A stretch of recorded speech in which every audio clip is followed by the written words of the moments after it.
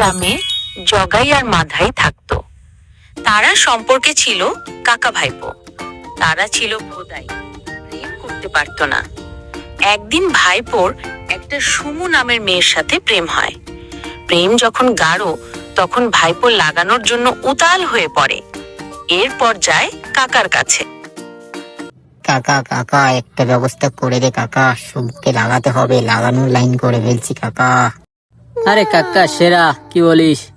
চল কাকা, বিল্লুর কাছে যাই দুজন। কাকা চিন্তা করিস না, তোর ব্যবস্থা হয়ে যাবে, কিন্তু যদি না লাগাতে পারিস তোর খবর আছে কাকা। চল বিল্লুর কাছে। এই বিল্লা, এদার বসে কি করিস তুই? ভাই তোর কাছে আসলাম একটা দরকারে, আমার কাকাকে একটা লাগানোর জায়গা ম্যানেজ করে দে। এই অসময় দাদা বাবু কই রে ভাই?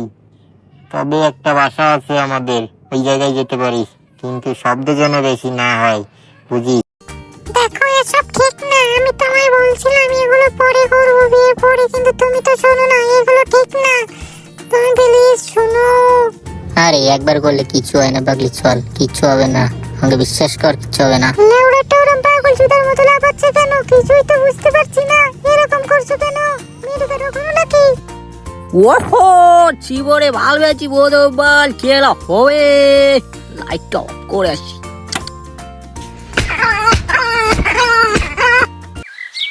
ইরে কাকা, কেমন লাগলি কাকা? বললি না তো কিছু কাকা। আরে কাকা আর বলিস না, মোটে ঢুকবে না, চালা থাবা দিয়ে ঢুকিয়ে দিয়েছি, আমাকে চেনে বা।